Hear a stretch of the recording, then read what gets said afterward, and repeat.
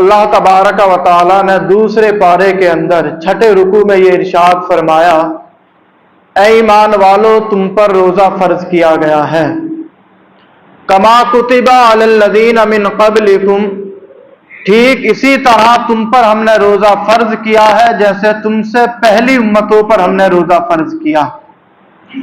तो यहां पर अल्लाह तबारक व तआला ने जाहिर सी बात है कि ईमान वालों को खिताब फरमाया कि जो ईमान वाले हैं उन्हीं पर हमने रोजा फर्ज किया है, और उनको तसल्ली देने के लिए अल्लाह तबारक व तआला आगे ये भी इरशाद फरमाता है कि ये जो हमने तुम्हें भूखा प्यासा रखा है और रात की जो मशक्क़तें हमने तुमको दी हैं, ये सिर्फ तुम्हारे ही लिए नहीं है बल्कि इससे पहले, तुमसे पहले जितनी भी उम्मतें गुजरी हैं सब पर हमने क्या है इसी तरह रोजा फर्ज किया है। अब कुरान करीम खुद बताता है कि हमने तुम पर रोजा फर्ज क्यों किया है, क्या वजह है, क्या रीजन है कि अल्लाह ने अपने बंदों को भूखा प्यासा रखा एक महीने के लिए। तो कुरान उसका जवाब देता है, लअल्लकुम तत्तकून, इस उम्मीद पर हमने तुम पर रोजे फर्ज किए हैं ताकि तुम नेक परहेजगार बन जाओ। तो रोजे का जो मकसद है वो सिर्फ नेक और परहेजगार बनना है। अल्लाह चाहता है कि ये मेरे बंदे जो पूरे पूरे साल मेरे घरों से दूर रहे, ये फिर दोबारा मेरी मस्जिद में आ जाएं और इबादत करें। अल्लाह चाहता है, अब रमजान का मकसद ये नहीं है, बहुत से लोग इंतजार करते हैं रमजान आएगा तो कमाई खूब करेंगे, खूब अच्छे से कमाएंगे, पूरे साल का एवरेज क्या है निकाल लेंगे। बहुत से लोग रमजान का इसलिए इंतजार करते हैं कि अच्छे से अच्छा खाना मिलेगा, इफ्तार अच्छी मिलेगी, सहरी अच्छी मिलेगी। और कितने ऐसे हैं जो रात भर खाते ही रहते हैं। कितने लोग ऐसे आपको मिलेंगे कि रमजान में उनका वजन बढ़ जाता है।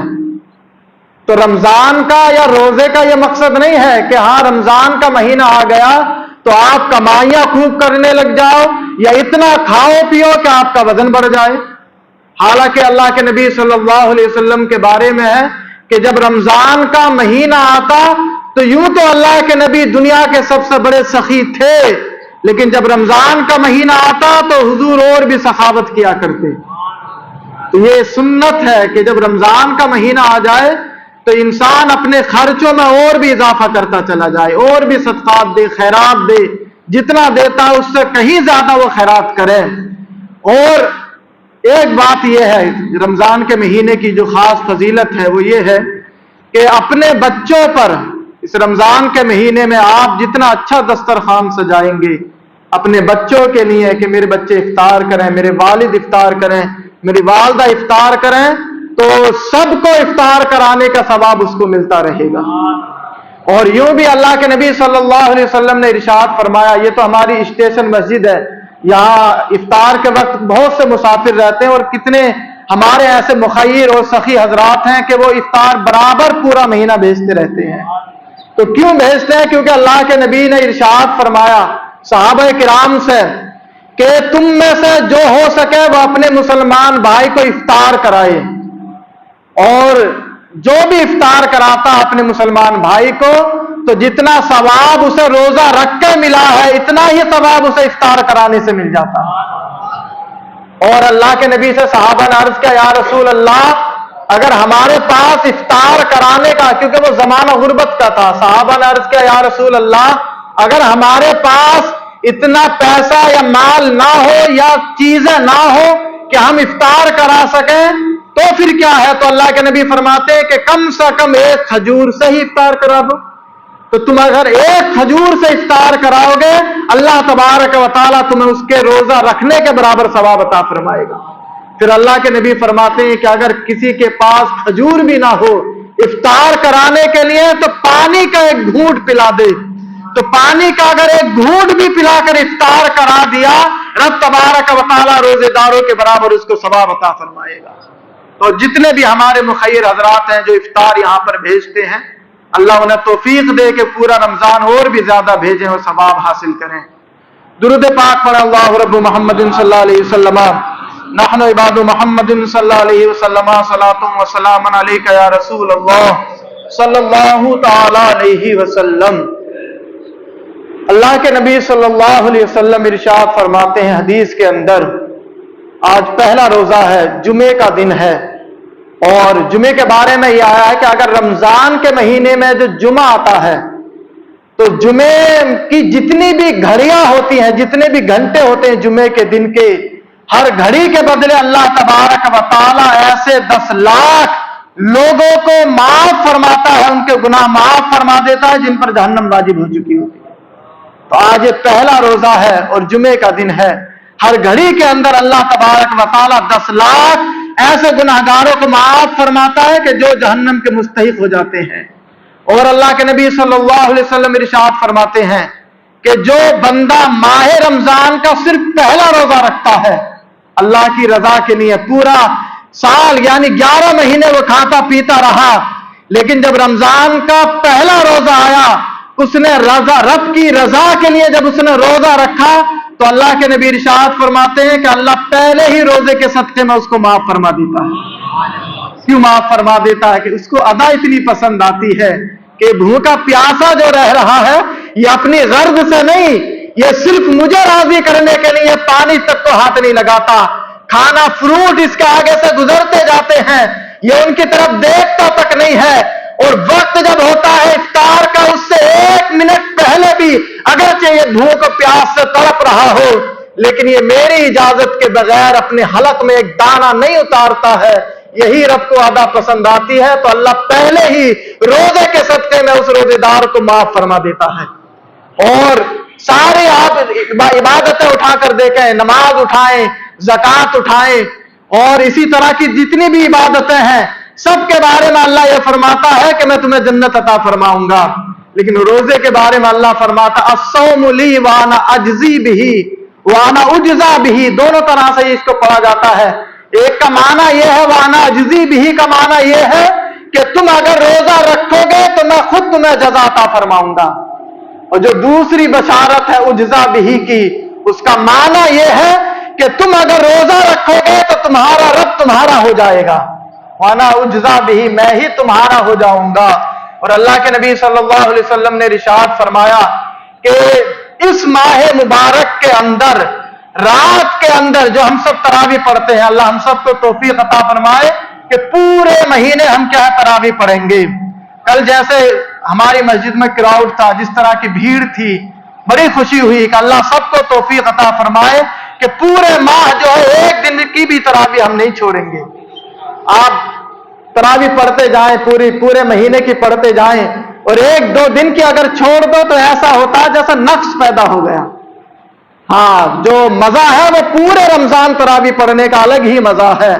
और जितने लोग 10 दिन की पढ़ रहे हैं या 6 दिन की पढ़ रहे हैं या 21 दिन की, 15 दिन की तरावी मुख्तलिफ जगहों पर हो रही हैं, उन्हें भी चाहिए कि पूरे रमजान वो तरावी का क्या एहतमाम करें। ये मतलब नहीं है कि 10 दिन अगर तरावी पढ़ ली तो अब हमसे तरावी माफ हो गई है। महज कुरान सुनना तरावी के अंदर यह जरूरी नहीं है कि हमने 10 दिन में कुरान सुन लिया, हम फारिगुल बाल हो गए, अब सिर्फ ईशा की नमाज पढ़ेंगे, बाकी धंधे पे लग जाएंगे, ये मतलब नहीं है। हाँ, अगर कोई तरावी छोड़ता है तो वह गुनाहगार है, ये बात अच्छी तरह से याद रखें। 10 दिन की पढ़ने के बाद किसी ने 10 दिन में कुरान सुन लिया और फिर वो ईशा की नमाज पढ़ता है, तरावी को छोड़ रहा है, तो वो गुनाह का काम कर रहा है। और जिस तरह से इस माह मुबारक के अंदर जो अल्लाह के नबी ने इरशाद फरमाया कि अगर कोई नफल पढ़े तो उसको फर्जों के बराबर सवाब अता किया जाता है, और जो फर्ज पढ़े उसे 70 गुना बढ़ाकर अल्लाह सवाब अता फरमाता है। यही हाल जो है वो गुनाहों का है। गैर रमजान में गुनाहों का वो मामला नहीं है जो खास तौर से रमजान के अंदर गुनाहों का मामला है।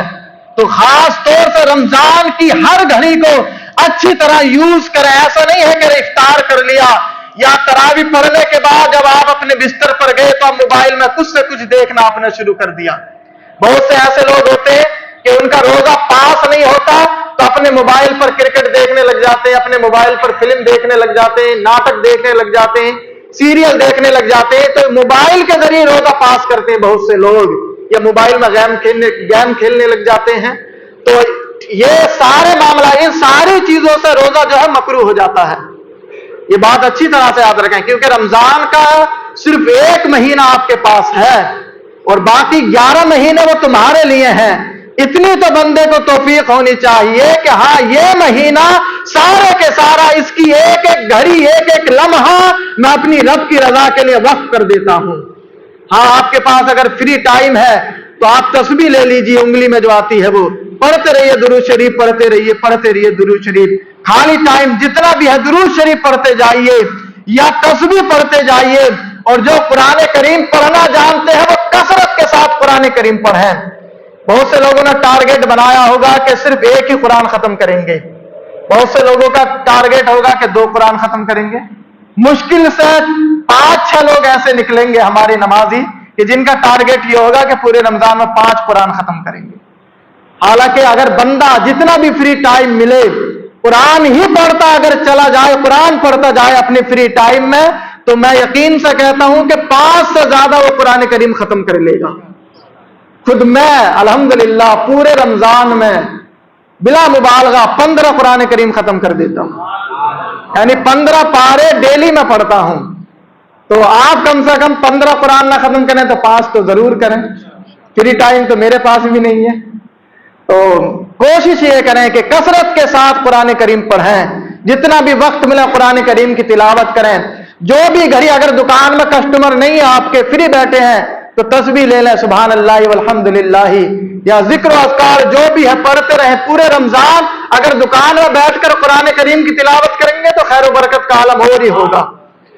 تو ہر لمحہ ہر گھڑی رمضان کی ضائع نہیں کرنی ہے. اور گناہوں سے بالکل, گناہوں کو تو طاق پر رکھ دو, گناہ کرنا ہی نہیں ہے. موبائل میں بھی گناہ نہیں کرنا ہے, جھوٹ بھی نہیں بولنا ہے, غیبت بھی نہیں کرنی ہے. پورے ماہ مبارک جو ہے ہم اللہ کو راضی کریں گے. اور جب اس طرح سے جب تم اس ماہ مبارک کا احترام کرو گے تو درۃ الناصحین کے اندر ایک روایت یہ آئی ہے کہ مجوسی جو آگ کو پوجنے والا ہے اگر وہ رمضان المبارک کا صرف احترام کرتا ہے تو درۃ الناصحین کے مصنف لکھتے ہیں کہ پوری زندگی تو اس نے آگ کو پوجا, لیکن ماہ مبارک میں کبھی اس نے کیا ہے لوگوں کے سامنے کھایا پیا نہیں. ہاں آگ کا پجاری, آگ کا پوجنے والا, آتش پرست, لیکن کبھی وہ جب رمضان کا مہینہ آتا تو مسلمانوں کا اتنا احترام کرتا کہ مسلمانوں کے سامنے نہ سگریٹ پیتا, نہ بیڑی پیتا, نہ کھاتا, نہ پیتا. لیکن اس کے بارے میں یہ ہے کہ جب وہ مر گیا تو اسے اللہ نے جنت نصیب فرما دی. کیا وجہ ہے کہ ساری زندگی تو اس نے آگ کو پوجا ہے, کیوں وہ جنت میں چلا گیا؟ تو درۃ الناصحین کے مصنف لکھتے ہیں کہ ساری زندگی آگ کا پجاری رہا, رب کو اس نے نہیں مانا, لیکن رمضان کا احترام اس نے کیا, نہ کھایا نہ پیا, جو بھی اس نے کھایا پیا چھپ کر کھایا. تو اللہ کو اس مجوسی کی ادا اتنی پسند آئی کہ اللہ نے اس کی موت کے وقت اس کو ایمان نصیب عطا فرما دیا. تو موت کے وقت اللہ اسے ایمان نصیب فرما دیتا ہے اور اسے جنتی بھی بنا دیتا ہے. تو عبرت حاصل کریں وہ لوگ جو خود کو مسلمان کہتے ہیں لیکن چائے پیتے نظر آتے ہیں, سگریٹ پیتے نظر آتے ہیں, اور تمباکو کھانے کا نشہ ایسا ان کو چڑھا ہوا ہے کہ رمضان کا نشہ اس کے سامنے پھیکا ہے. کتنے ہمارے ایسے نمازی ہیں ماشاءاللہ کہ جنہیں ایک نشہ ہے روزے کا, مسجدوں میں بیٹھے رہتے ہیں, ذکر و اذکار کرتے رہتے ہیں, پورا رمضان بڑے اچھے سے گزارتے ہیں, لیکن اس کے برعکس کتنے لوگ ایسے ہیں کہ تمباکو کا نشہ ان کے سر چڑھ کے بولتا, کیونکہ حرکت ان کو ایسی لگتی ہے, عادت ان کی ایسی ہے کہ روزہ تک اس نشے کے چکر میں چھوڑ دیتے ہیں.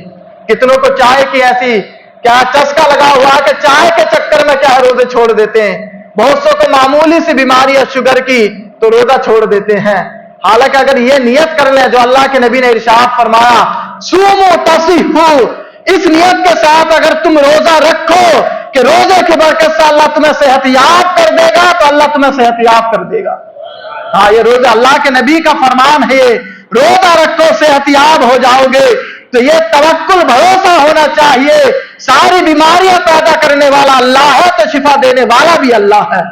ہاں تو معمولی سی بیماری کا بہانہ بنا کر یا آپ کو پیاس کی شدت برداشت نہیں ہے, بلڈ پریشر بہت سے لوگوں کا لو ہائی ہوتا رہتا ہے, یاد رکھ کر مرو گے نہیں. ہاں اگر مرنا رمضان میں ہے کہ اس بلڈ پریشر کی وجہ سے مر جاؤ گے تو مر جاؤ گے, اور اگر تمہاری قسمت میں ابھی موت نہیں لکھی ہے تو کتنی بھی بیماری میں تم روزہ رکھ لو, کوئی بھی بیماری تمہارا کیا بال باقا نہیں کر سکتی ہے. تو ہاں یہ توکل ہونا چاہیے اللہ کی ذات پر، عہد کریں کہ ہاں معمولی سی بیماری کی وجہ سے ہم روزہ نہیں چھوڑیں گے، اور پورے ماہ جو ہے کوشش کریں کہ اپنے بچوں کو، جو اعلیٰ حضرت نے لکھا ہے کہ والدین کو چاہیے کہ وہ اپنے بچوں کو بھی سحری میں اٹھائیں جو 7 سال کے ہو چکے ہیں، انہیں عادت دلائیں، ان سے روزہ رکھوائیں۔ تو لیکن بہت سے ایسے بچے ہیں کہ جو 10 سال کی ایج سے پار ہو گئے لیکن پھر بھی وہ روزہ نہیں رکھتے، تو اگر وہ روزہ نہیں رکھ رہے تو اس کا وبال ان کے والدین کے اوپر آئے گا، آپ نے روزہ کیوں نہیں رکھوایا۔ اور ماشاءاللہ کل دیکھا کہ ہمارے بچے بھی تراویح پوری 20 رکعت تراویح ہمارے بچوں نے پڑھی ہے۔ کوشش کریں کہ اپنے بچوں کو مسجد میں لایا کریں، اور میں ہمیشہ اس بات کا مخالف رہتا ہوں کہ بچے اگر مسجد میں اگر حرکت کر دیں تو لوگ ڈانٹنے لگ جاتے ہیں، بچوں کو نہیں ڈانٹنا چاہیے، بچہ حرکت تو کرے گا ہی، تھوڑی بہت کیا ہے وہ بولے گا بھی، گفتگو بھی کرے گا، بچہ ہے، پھر بچے اور بڑے میں فرق کیا ہے۔ ہاں یہ ہے کہ والدین جب لائیں تو تربیت کر کے لائیں کہ بیٹا مسجد میں شور نہیں کرنا، لیکن اپنے بچوں کو مسجدوں میں لاؤ، ویسے ہی مسلمان مسجدوں سے دور بھاگ رہا ہے، نتیجہ کیا ہوتا ہے کہ کوئی کسی کا بچہ مسجد میں نماز پڑھنا آیا، کسی نے اسے ڈانٹ کر بھگا دیا تو دوبارہ آئے گا بھی نہیں۔ کیوں آئے گا وہ جب مسجد میں سارے نمازی اس کو ڈانٹتے ہیں؟ تو ڈانٹنا نہیں چاہیے، بچوں پر شفقت کرنا چاہیے، جو اللہ کے نبی نے فرمایا کہ جو بچوں پر شفقت نہ کرے وہ ہم میں سے ہے ہی نہیں۔ تو صحابہ بھی اپنے بچوں کو مسجد میں لے کر آتے تھے، ہمیں بھی چاہیے کہ ان سے 20 رکعت تراویح پڑھوائیں، اپنے بچوں کو لائیں اور انہیں تاکید کریں کہ بیٹا شور نہیں مچانا، 20 رکعت تراویح ان سے پڑھوائیں۔ اور یہ مہینہ تو ہے ہی ماشاءاللہ ایسا کہ ہمارے جتنے بھی نوجوان ہیں وہ اگرچہ پورے سال دور رہتے ہیں لیکن مسجدیں ان سے کھچا کھچ بھری رہتی ہیں، تو اس رمضان میں بھی ہمارے نوجوانوں کی بہاریں نظر آ رہی ہیں ماشاءاللہ۔ جو ہماری مسجد کے بزرگ ہیں وہ تو ہمیشہ 5 وقتہ پڑھتے ہیں، لیکن جو نوجوان ہیں وہ اس مہینے بھی ماشاءاللہ پورے 5 وقتہ نماز پڑھتے ہیں۔ اللہ سب کو استقامت عطا فرمائے۔ اور یاد رکھیں شیطان اگرچہ اس مہینے میں قید ہے، یہ حدیث ہے کہ اللہ تبارک و تعالی شیطان کو قید کر دیتا ہے، پھر کیا وجہ ہے کہ انسان 3 دن تراویح پڑھتا ہے، 2 دن پڑھتا ہے، 4 دن پڑھتا ہے، آہستہ آہستہ نمازی کم ہوتے جاتے ہیں، شیطان ہی لے کر جاتا ہے۔ اگرچہ وہ قید ہے لیکن اس قدر اس نے اس کے دل و دماغ پر اپنا اثر چھوڑ رکھا ہے کہ وہ قید ہوتے ہوئے بھی اس کو مسجد سے باہر لے کر چلا جاتا ہے۔